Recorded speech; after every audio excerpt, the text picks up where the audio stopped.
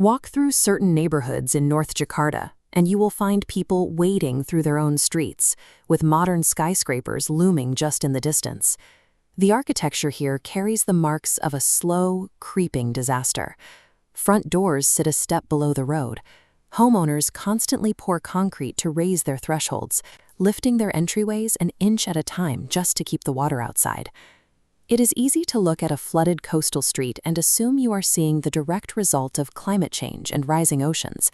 But the global sea is moving up at roughly 3.5 millimeters a year. This chart shows the true anomaly. On the left is that tiny 3.5 millimeter global sea level rise.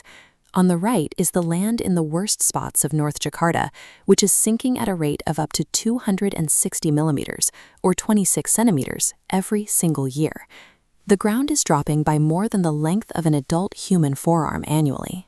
Extrapolate that data over a single decade, and you get a 2.5-meter plunge.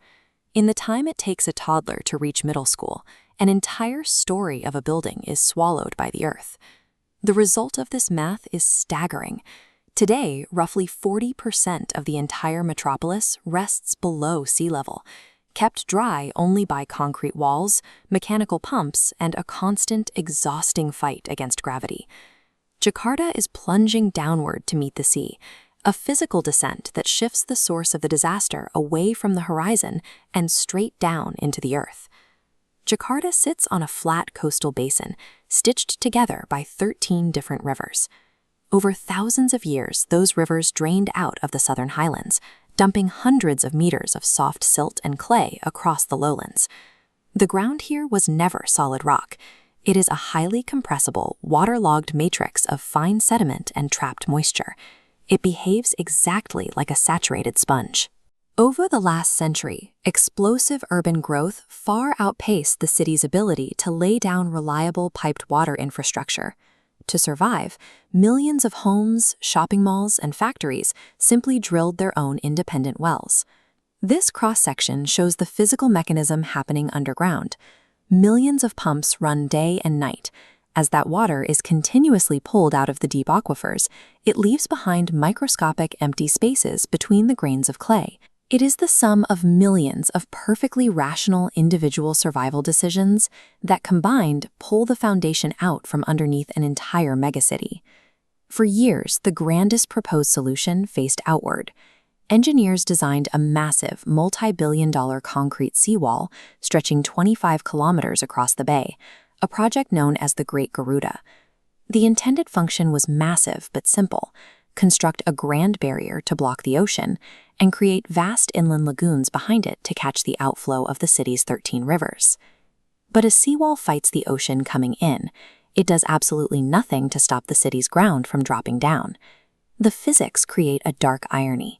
If the wall successfully holds back the sea, but the land inside keeps sinking, those protective lagoons will slowly become stagnant, deepening bowls of trapped river runoff and urban waste. You cannot engineer your way out of a disappearing foundation. The wall treats a symptom on the surface, while the actual disease rages underground. By the time the sinking foundation became undeniable, the Indonesian government reached a radical conclusion. They would bypass the gridlock of the old capital and move the government across the sea. 1,200 miles away, they are carving a brand new, high-tech, forested capital city directly out of the jungles of Borneo. They named it Nusantara. To cement its symbolic importance, the new city was officially inaugurated in August of 2024, timed perfectly to land on Indonesia's Independence Day. The move carries severe environmental risks. Dropping a massive bureaucracy into Borneo threatens Earth's last great strongholds for endangered wildlife, including the orangutan. Then there is the massive human caveat.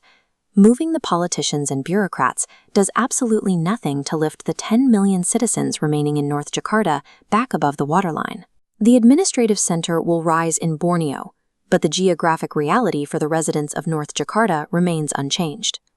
Moving the capital relocates the politicians, while the original city continues its descent. This map illustrates how this problem extends far beyond Indonesia. Satellite data reveals that out of 48 major coastal cities around the world, 44 of them are sinking faster than the global sea is rising. The universal cause connecting these cities is identical: extracting too much water, oil, or gas from beneath too much heavy urban infrastructure. For the millions left behind in these sinking basins, the actual solution relies on drastic changes: sharply cutting groundwater extraction, building proper piped water networks, giving aquifers time to recover. We treat the ground beneath our feet as permanent bedrock, but it is a finite physical resource that we can drain, compress, and lose. When a coastal city is threatened by the sea, the real danger might not be the rising tide on the horizon. It might just be a great city quietly drinking itself into the ocean.